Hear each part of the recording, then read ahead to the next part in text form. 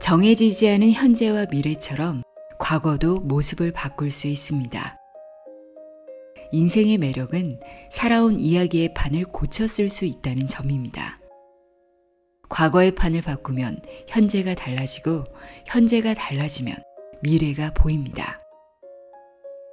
과거, 현재, 미래는 단절된 것이 아니고 인생이라고 하는 바구니 속에서 서로 이어지면서 대화하고 소통합니다. 정신분석은 살면서 만들어지는 이야기의 판을 바꾸도록 돕는 학문이자 기술입니다. 이미 일어난 사건을 바꿀 수는 없지만 과거를 읽는 관점은 새롭게 바꿀 수 있습니다.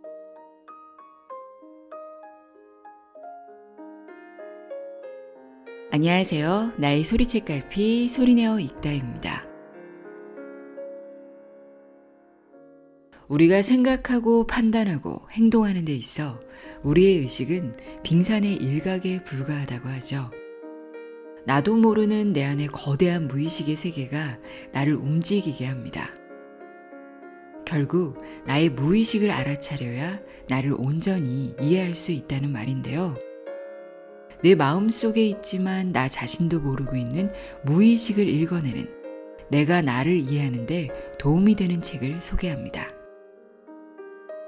우리나라 최초의 국제 정신분석가이자 서울대 의대 교수로 30년간 재직한 정도훈 교수의 당신이 숨기고 있는 것들입니다.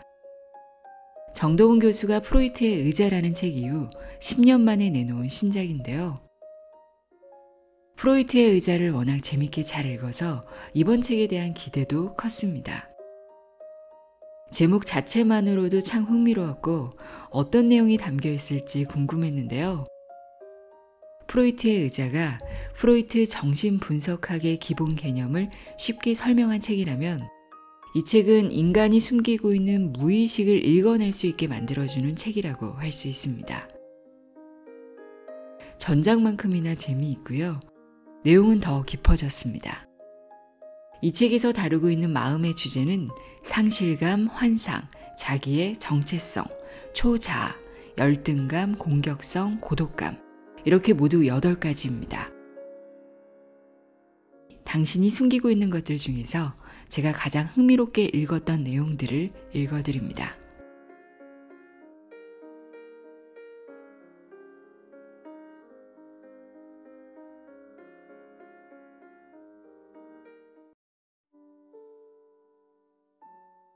이해인가 오해인가.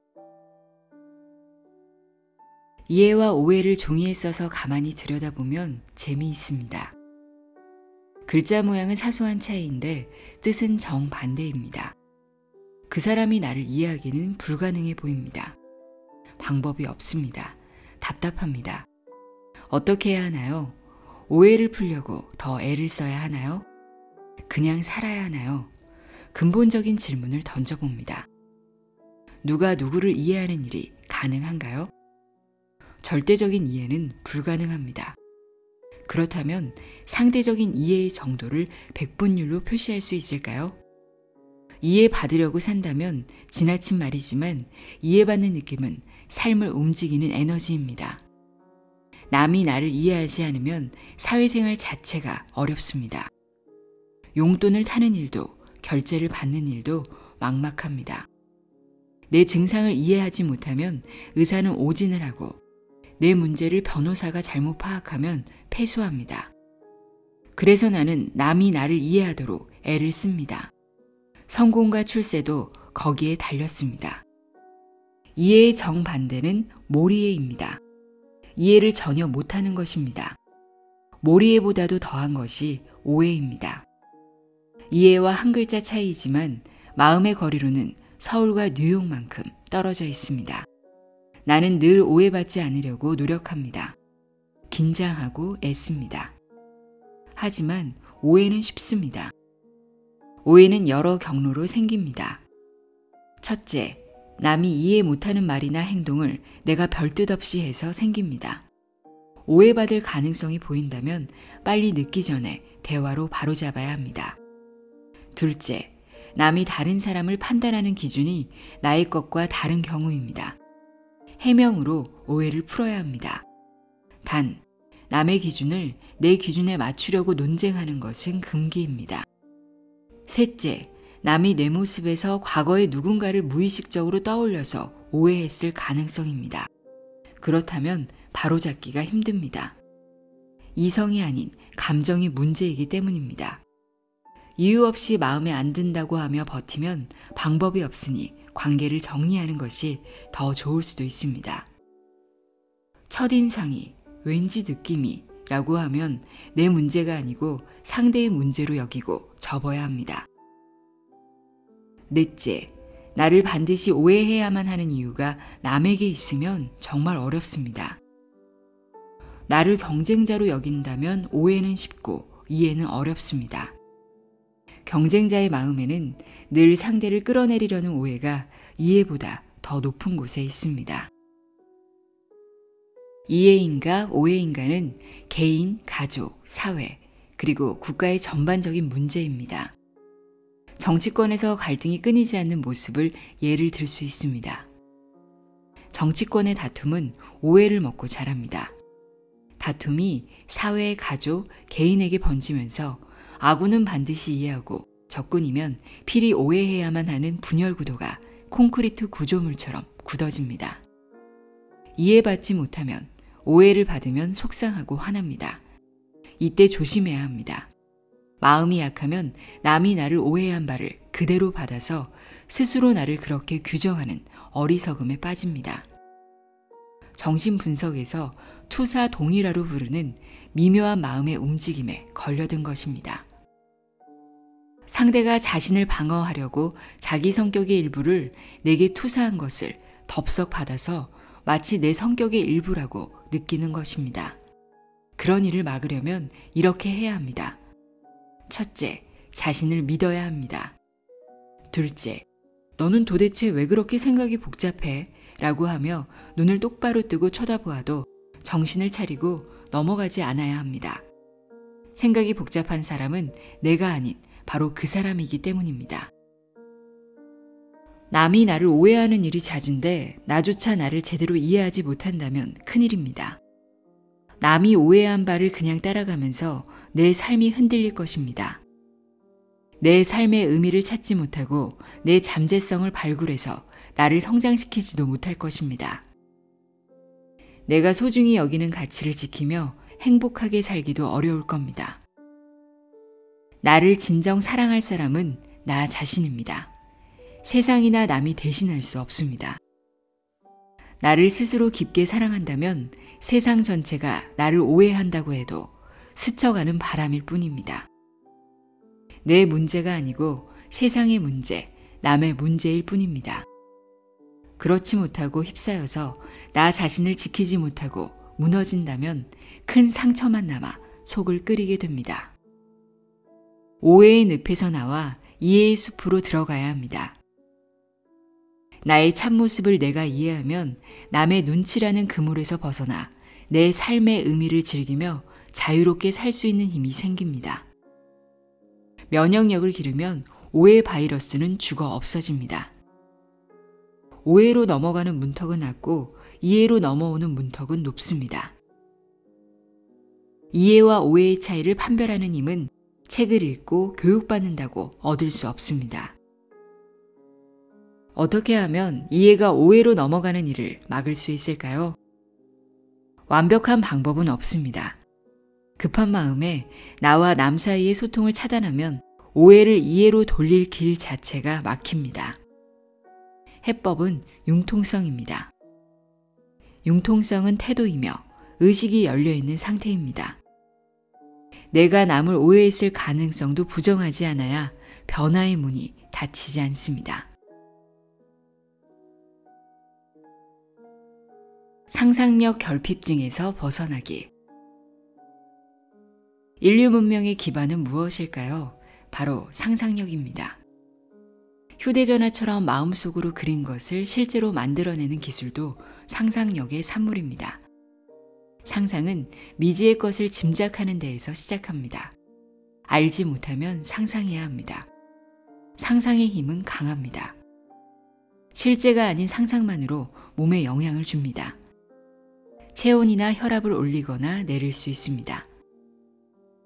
상상의 힘을 의료기에 접목시킨 치료가 바이오 피드백입니다. 근육 긴장성 두통 같은 정신 신체 질환 치료에 주로 활용합니다. 상상에는 순기능과 역기능이 있습니다. 도움이 되기도 안 되기도 한다는 뜻입니다. 과학 예술 분야의 상상력은 긍정적인 기능을 합니다. 일상에서도 운전 중일 때 차 앞으로 뛰쳐나올 보이지 않는 사람을 상상해야 사고를 막을 수 있습니다. 물론 생기지도 않을 일을 지나치게 상상하기도 합니다. 상상의 부정적인 기능 때문에 쓸데없이 불안해집니다. 상상력 부족이 문제가 될까요? 그릇된 판단으로 이어지면 해를 입습니다. 가열된 그릇을 맨손으로 들다가 화상을 입고 길을 맨발로 걷다가 못에 찔립니다. 이나물 옆에서 담배를 피우다가 불이 나고 운전하면서 휴대전화를 보다가 앞차와 추돌합니다. 일어날 수 있는 일을 상상했다면 이 모든 것을 예방했을 것입니다. 상상력은 생존의 필수적인 도구입니다. 깊이 파고들어 상상하면 그보다 더 큰 미래의 일도 예측할 수 있습니다. 미래의 위기를 상상의 힘으로 빠져나온다면 더 바랄 것이 없습니다. 반면에 상상력 빈곤으로 스스로 위기 속으로 걸어 들어가는 경우도 있습니다. 살다 보면 언젠가 위기가 닥치기 마련이니 피해를 줄이려면 상상력을 키워야 합니다. 선제적 대응은 모두 상상의 영역입니다. 막상 준비 없이 일이 벌어지면 당황해서 상상력이 위축되고 일은 더 꼬입니다. 망설임은 선제적 대응을 막습니다. 망설임은 상상력이 부족하다는 증거입니다. 망설임은 행동의 일관성을 무너뜨리고 자신이 이미 했던 말이나 행동을 부정합니다. 머뭇거리는 행위를 자료나 통계로 합리화하려 하지만 그것들은 상상의 자유를 방해할 뿐입니다. 사람을 세 범주로 나누면 미리 준비하는 사람, 일이 생기면 대처하는 사람, 일이 생겼지만 어쩔 줄 모르는 사람입니다. 망설임이 특기인 사람은 주로 3번에 속합니다. 세 범주의 사람들 간에는 상상력 등급이 차이 납니다. 미리 준비하는 사람의 상상력은 최고 등급입니다. 상상력이 결핍 등급인 윗사람과 일하면 정말 힘듭니다. 그 사람은 보고 싶은 것만 보고 듣고 싶은 것만 듣습니다. 부분적인 진실에 매달려 논리를 왜곡하고 자기 주장이 앞뒤가 맞지 않아도 깨닫지 못합니다. 힘 있는 겉모습과 달리 위기가 닥치면 안에서부터 무너집니다. 그런 사람 옆은 상상력을 발휘해서 일찍 떠나야 합니다. 주저하다가 결국 자존감, 사회적 위치, 정체성에 금이 갑니다. 상상력 결핍이 가져오는 가장 큰 위기는 정체성의 위기입니다. 정체성의 위기만큼 근원적인 위기가 있을까요? 살아남으려고 자신에게 위기가 닥친 이유를 남의 탓으로 돌립니다. 결과가 좋을까요? 잠시는 효과가 있을지 모르나 길게는 손해입니다. 사람 사는 세상에 비밀은 없습니다. 상상력 결핍증은 전염병입니다. 일사불란을 받드는 조직의 구성원은 상상력을 발휘하기가 어렵습니다. 쓸데없는 일을 했다고 따돌림을 당합니다. 이런 문화에서는 상투적인 이야기나 나열하면서 되도록 개인의 존재감을 감춰야 안전하고 편안합니다. 획기적인 의견을 내면 여러 사람이 비판을 위한 비판을 하며 나설 것입니다. 그런 조직은 시간이 가면 상상력을 억누른 값을 치르고 추락합니다. 질병 분류에 보면 땡땡땡 결핍증을 선천성과 후천성으로 구분합니다. 상상력 결핍증에서도 가능할까요? 그렇다면 선천성, 후천성, 각각의 원인은 병리적 소견은 개인 발병과 집단 발병에서 어떻게 차이가 있을까요? 웬 엉뚱한 이야기? 라고 하지 말고 상상력을 발휘해 판단해 보길 바랍니다.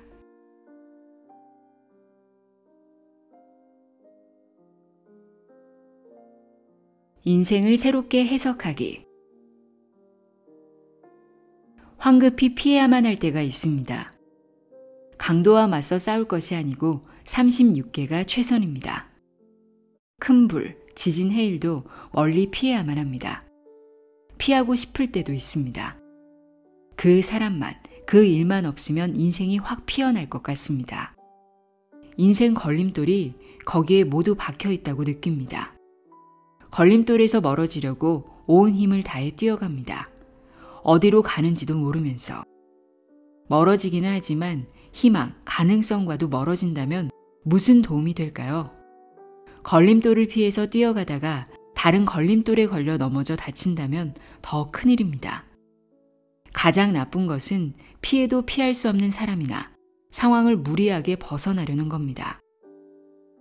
가족 사이가 나빠도 혈연을 지우기는 힘듭니다.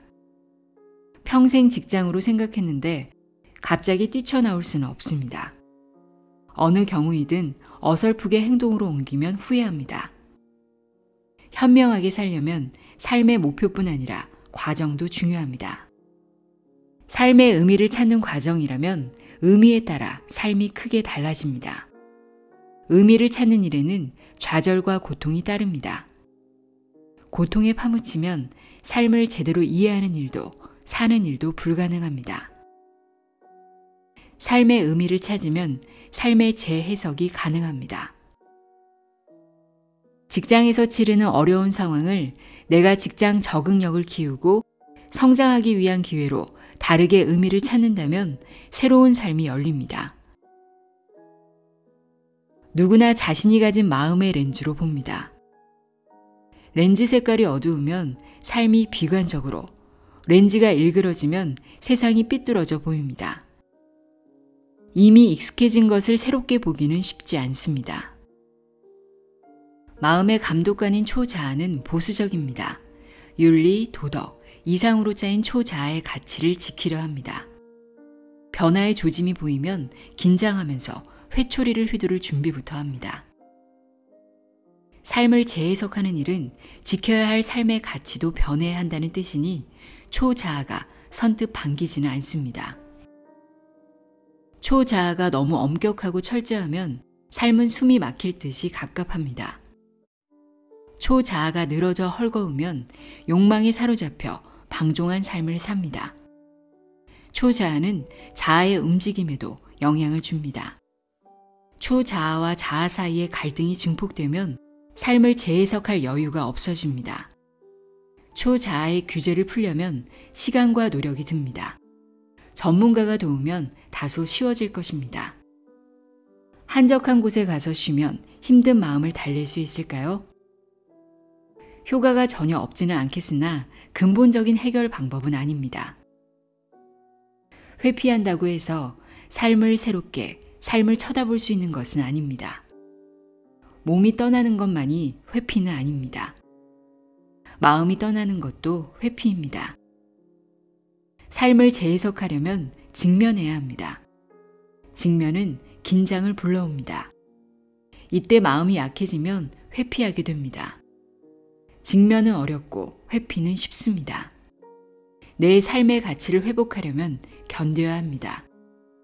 피가 통하려면 피가 마르는 경험부터 해야 합니다. 재해석은 새로운 관점을 만들어내는 것입니다. 눈치를 보며 적당히 사는 삶이 아닌 내 삶을 살려면 관점을 바꿔야 합니다. 핏덩이로 태어나 혼돈의 청소년기를 거쳐 이제 어른이 되었으니 내 정체성은 내가 지켜야 합니다. 아직도 눈치를 계속 본다면 주유소에 가야만 운행이 가능한 휘발유 차와 같습니다. 어른이라면 달리면서 힘을 축적하는 하이브리드 자동차 정도는 돼야 합니다. 의존성과 자율성의 균형이 맞아야 성숙한 겁니다. 새로운 관점을 가지려면 익숙한 것을 낯설게 만들어야 합니다. 제일 처음 할 일은 혼자서 내 삶을 말로 풀어서 설명해 보는 것입니다. 긴장하지 말고 중얼거리면 됩니다. 녹음해서 들으면 보다 객관적인 관점에서 듣게 됩니다. 글로 옮겨 읽어봐도 좋습니다. 그렇게 하면 무엇을 고민하고 무엇을 숨기려고 하는지 알게 됩니다. 합리적 설명인가, 무리한가? 내 인생 초판이 아직 읽을만한가? 아니면 재해석을 한 개정판이 급히 필요한가? 내 삶에 대한 내 생각이 진정 내 생각인가? 내가 소망한 일이 정말 내가 하고 싶은 일인가? 남의 생각과 기대를 내 것으로 착각하고 있는 것은 아닌가? 이런 질문을 던지고 답을 구해야 합니다. 내가 내 생각, 감정, 행동의 주체가 되는 건 당연하지만 실천은 어렵습니다. 삶은 마음먹은 바와 달리 펼쳐집니다. 내 마음이지만 마음대로 움직이지 않습니다. 속상한 마음에 내가 나를 힘들게 합니다. 남에게 하는 것처럼 부담을 주고 비판하고 공격합니다. 나를 내가 아끼고 사랑하지 않으면 누가 나를 사랑할까요? 내가 나를 있는 그대로 받아들이지 않으면 누가 나를 인정할까요? 힘들어도 회피하지 말고 직면하며 내 삶을 새로운 관점으로 다시 해석한다면 길이 보입니다.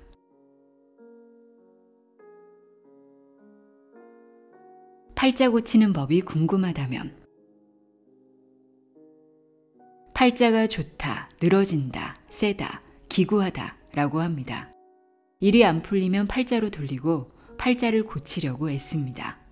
정 안 되면 팔자에 없다면서 포기합니다.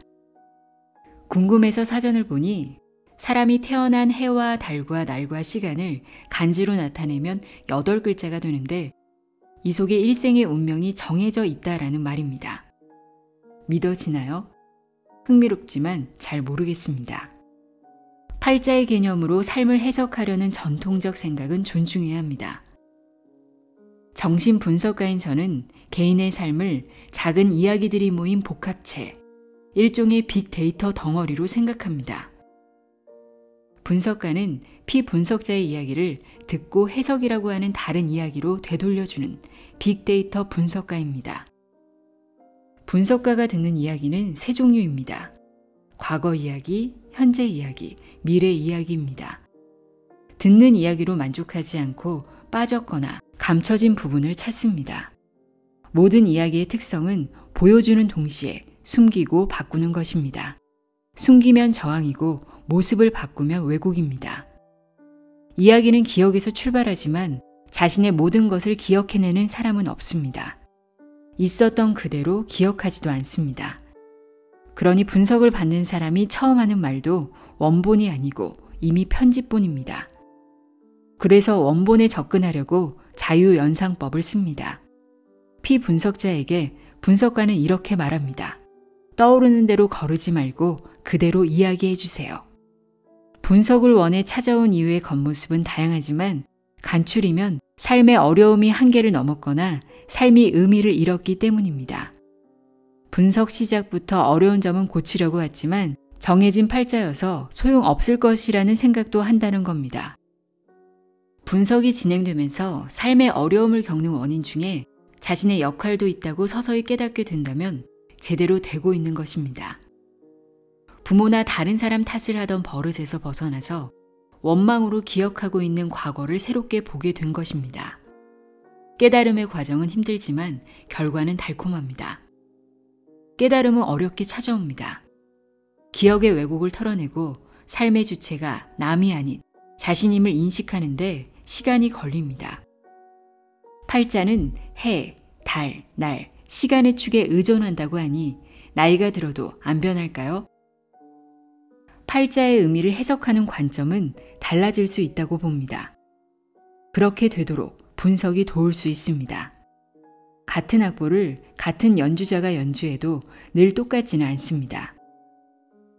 연륜과 마음가짐에 따라 곡 해석과 연주가 달라집니다.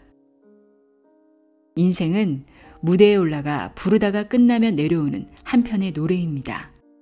내가 주도할 나이가 되면 내가 선택해야 합니다. 기쁨을 노래하는 장조인가, 슬픔을 노래하는 단조인가. 곡이 부실해서 아름다운 노래를 부를 수 없다고 불평만 하며 살려고 하시나요? 그러면서 목소리도 다듬지 않는다면 짧은 공연 시간이 허망하게 사라질 겁니다. 본인도 참여해 쓴 곡을 다른 사람이 전부 쓴 것으로 여긴다면 설상가상입니다. 그러니 불평을 그치고 목소리를 다듬고 바른 자세로 서서 최선을 다해 노래를 불러야 합니다. 정 마음에 안 드는 곡이라면 편곡을 할 생각은 왜 안 하나요? 인생 무대에도 무대 공포증이 있으니 징크스를 피해 겨우 올라갔다면 힘을 빼고 부르면 됩니다. 불안이나 두려움은 근육을 긴장시켜 자연스러운 발성을 방해합니다. 목에 힘을 주며 질러봤자 노래의 아름다움은 사라집니다.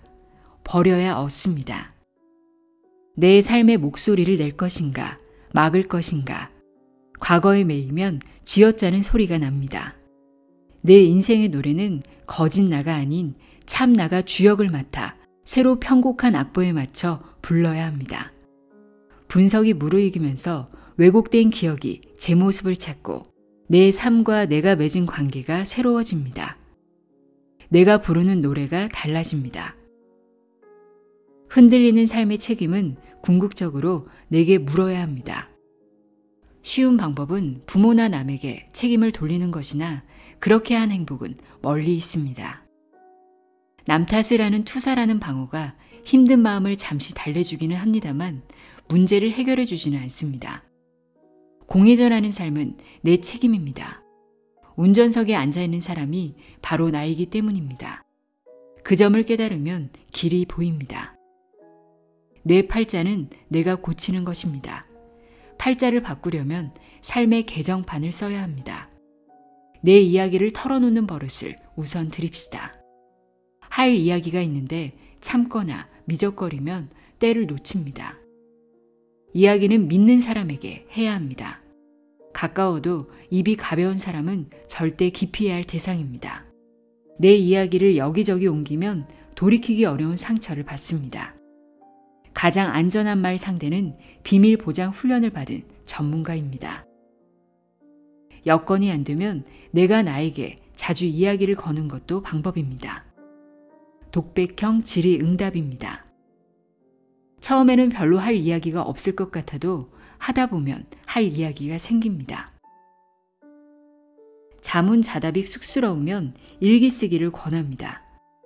물론 날씨 맑음, 맛있는 것을 먹었다, 행복했다 식은 아닙니다. 오늘 내가 한 일을 돌이켜본다. 그의 말에 왜 그렇게 예민하게 반응했을까? 내 자존감을 건드려서일까? 어떻게 하다가 나는 그렇게 됐을까? 이런 식으로 때마다 쓴다면 자기 성찰이 습관이 되고 삶의 무게가 덜어집니다. 행운을 빕니다. 나의 소리책 갈피 소리내어 읽다였습니다.